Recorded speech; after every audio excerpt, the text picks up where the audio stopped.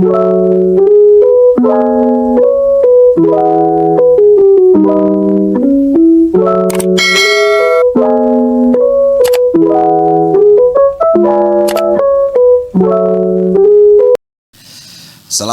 warahmatullahi wabarakatuh. Selamat datang di podcast Ulul Albab. Ada Mas Medi. Selamat malam Mas Medi. Ada Mas Andi. Ada Pak Kholili. Ini sahabat-sahabat yang ingin berjumpa dengan santri Adzikra yang sebentar lagi akan menempuh pendidikan yang lebih tinggi dari SMA, dari aliyah ke bangku kuliah. Nah, yang sebelah kanan saya ini Fikri, sebelah kanan kiri, sorry. Dari sana kanan. Oh iya. Dari sini kiri. Ini tuh. Moderator tidak boleh kalah. Yang sebelah kiri lagi.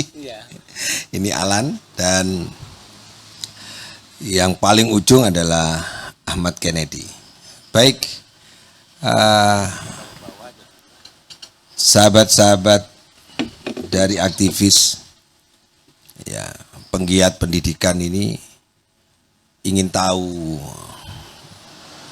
pengalaman apa dan ilmu apa yang mampu mempengaruhi perilaku dan sikap serta orientasi hidup selama berada di pondok yang dialami baik secara spiritual dan mampu membangun pola pikir. Dari Kennedy, apa pengetahuan apa yang paling dasar mempengaruhinya? Kalau membahas tentang sikap, tadi sudah ada kata kunci, ilmu yang mempengaruhi kepada sikap. Yang pasti ilmu ini adalah ilmu yang harus dimiliki oleh seluruh orang. Sebut saja ilmu itu disebut dengan ilmu tauhid. Karena dengan ilmu ini sikap kalau disebut seluruh manusia, apa seluruh umat Islam? Lebih tepatnya umat Islam. Karena umat Islam adalah agama yang berisi antara khalik dan makhluk. Kembali lagi kepada pembahasan ilmu yang mempengaruhi sikap tadi, bahwa ilmu yang mempengaruhi sikap itu adalah ilmu tauhid. Kenapa? Karena ilmu tauhid ini adalah bagaimana cara kita menyesuaikan antara teoritik dan empirik selama kita menjalani kehidupan sehari-hari. Pak Mas Andi, ini yang mempengaruhi perilakunya katanya ilmu tauhid itu. Mungkin ada respon. Iya, terima kasih Pak Yai. Senang sekali saya hadir di tengah santri-santri, apalagi santri yang akan diwisuda telah menempuh pendidikan di Pondok Pesantren Adzikra ini, Pak Yai. Apalagi ini menjadi podcast Ulul Albab. Jadi kalau menyinggung Ulul Albab dan tadi disampaikan dengan dihubungkan dengan ilmu ketahuitan, Ulul Albab itu orang yang sadar diri terhadap pemanfaatan ruang dan waktu. Artinya, Anda dituntut untuk memperdalam, mempelajari, mengalami, sehingga ilmu ketahuitan Anda yang pelajari selama di Pondok Adzikra, Anda dapat mengembangkan ruang dan waktu. Manusia akan hidup dalam ruang dan waktu, artinya sampai mati dia akan memanfaatkan ruang dan waktu itu. Di sini dituntut apa? Anda dituntut untuk terus belajar, dan belajar.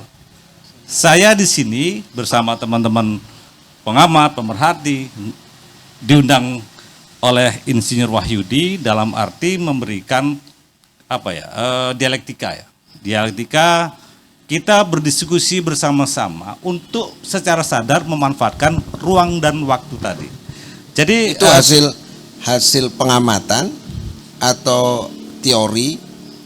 Ya.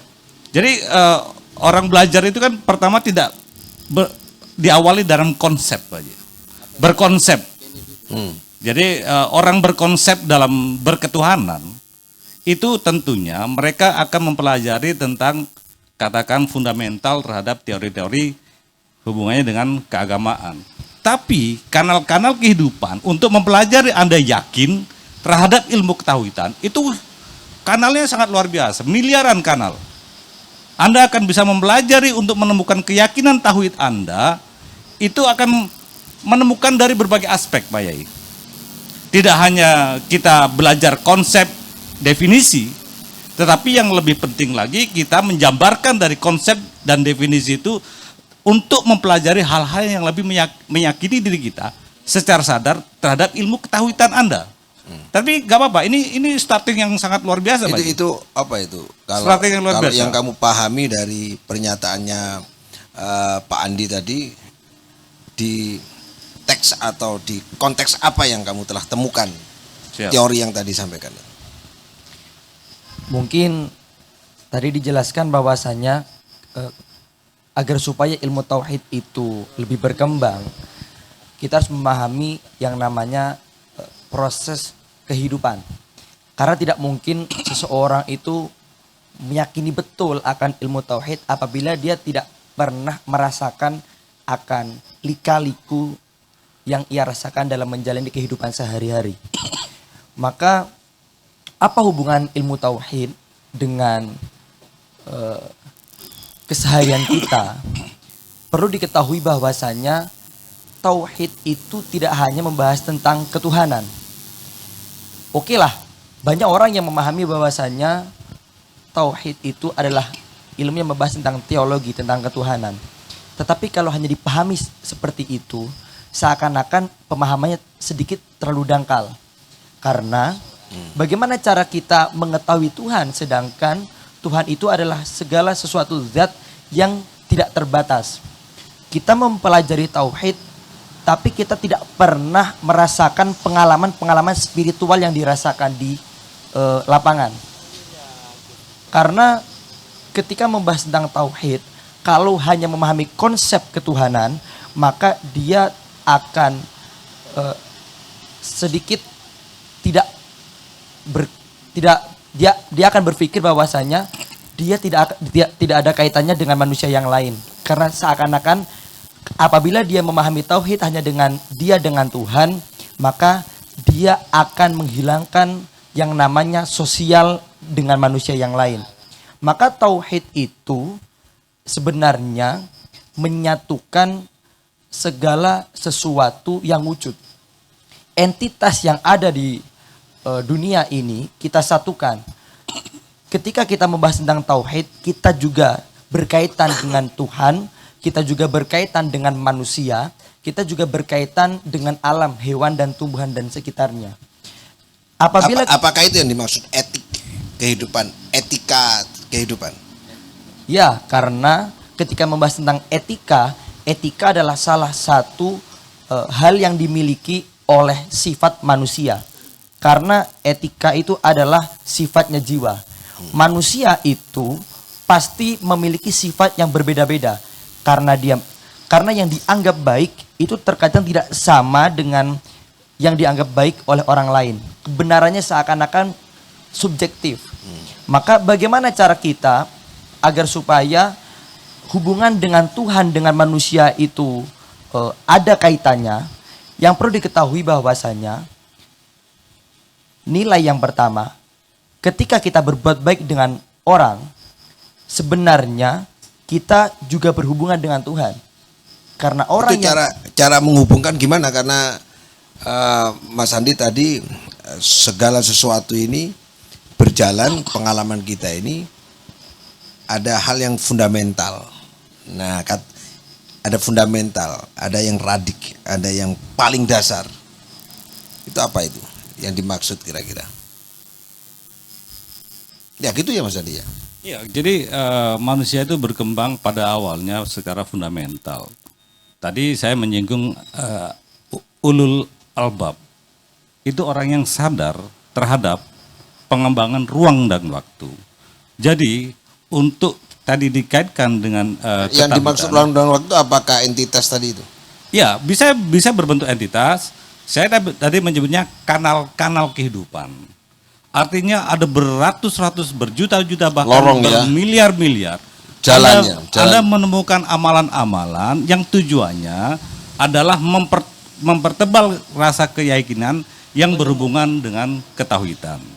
Jadi tadi sebenarnya sih sudah disinggung ya, bahwa seseorang itu tidak hanya berkembang terhadap aspek pendalaman hal-hal yang sifatnya teoritis, tapi butuh pengalaman, butuh bekerja, butuh pengamatan, butuh bersinggungan dengan aspek kehidupan lainnya. Itu juga menjadikan konsep-konsep bahwa seseorang itu mengenal terhadap ketauhidan yang dihubungkan dengan keyakinan. Kalau dari Fikri mungkin ada tambahan? Mungkin kalau dari Fikri sendiri, yang dimaksud dengan menyatukan entitas, yang pertama meniadakan seluruh entitas yang entitas itu bersumber kepada teologi, itu bersumber kepada Allah. Kemudian yang kedua, menyatukan entitas dan entitas itu bersumber kepada satu. Yang pertama meniadakan, yang kedua bersumber kepada satu. Yang kedua, menyatukan entitas dengan cara menyeimbangkan. Mungkin yang dimaksud karena pikiran manusia itu terbatas sifatnya karena terikat oleh adanya ruang dan waktu. Ketika kita mempelajari tentang ilmu tauhid, yang ilmu tauhid itu objek kajiannya adalah bi anna syai'a wahidun, bahwasanya sesungguhnya sesuatu itu satu, yaitu adalah Allah. Maka untuk mempelajari sesuatu yang terbatas kepada sesuatu yang tanpa batas, yaitu Allah, maka kita harus mempelajari bahwasanya Allah itu memiliki manifestasi, yaitu Allah itu manifestasinya adalah alam. Alam itu adalah sesuatu selain Allah. Maka ketika kita membahas tentang Allah, karena pikiran kita itu tidak sampai, maka yang kita pelajari yaitu bagaimana manifestasi dari Allah itu bisa kita seimbangkan. Mungkin seperti itu. Ya, ada tambahan mungkin dari Pak Holili. Ya, ini manifestasi Tuhan itu diayati, diamati. Ya. Jadi kemarin sempat kita diskusi kecil tentang tauhid itu sendiri kan menyatukan apa yang disampaikan Kennedy tadi itu sudah masuk. Yang disebut tauhid itu adalah satu wujudnya. Karena yang punya sifat wajib ada itu hanya satu, yang lain tidak punya sifat itu. Jadi kalau kita bicarakan dari konsep ini benar tadi, nggak Tuhan itu satu kalau gitu? Ini harus satu katanya. Bukan harus satu, begini. Ya, Pak. Bukan saya mengatakan Tuhan satu. Jadi yang ada ini karena dia ya dari yang satu ini, yang lain tidak satu. ada. Bukan Tuhan satu. Kalau Tuhan Esa itu benar. Sebelum membahas lebih jauh, iman itu ada antonimnya disebut dengan kafir. Kita menganggap orang yang tidak beriman kepada Allah disebut dengan kafir. Tapi apakah ini juga ada kemungkinan pula orang Kristen menganggap kita kafir? Karena kita berstatus iman karena kita meyakini yang sebagai Tuhan itu adalah Allah, dan kita menganggap kafir orang Kristen karena dia tidak mengimani kepada Allah. Orang Kristen pun atau orang yang di luar non-Islam juga akan menghukumi hal yang sama. Dia tidak percaya dengan Yesus, saya percaya dengan Yesus, berarti dia kafir. Karena Al-Quran pernah mengatakan seperti ini. Wa may yakfur bit-taghuti wa yu'min billah. Barang siapa yang kafir kepada togut, kepada selain Allah, wa yu'min billah, dan dia beriman kepada Allah, faqad istamsaka bil urwatil wuthqa lan fisama laha. Orang yang kafir kepada togut dan beriman kepada Allah, dia akan berpegangan kepada tali yang tali itu tidak akan putus.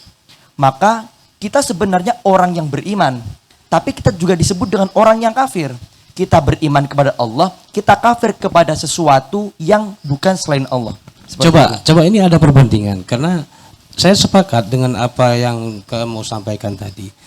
Jadi konsep tentang ketuhanan, tentang keesaan ini kan ada 3 unsur menurut saya, antara Tuhan, manusia dan alam.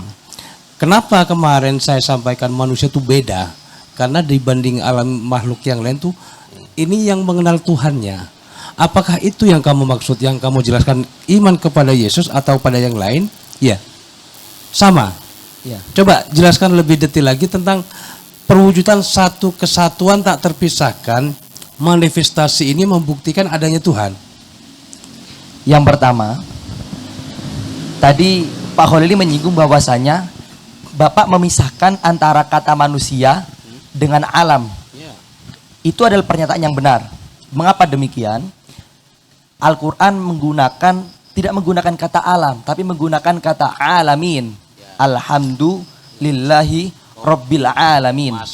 Apa yang membedakan kata alam dengan kata alamin? Kalau yang disebut kata alam, alam itu segala sesuatu yang selain Allah.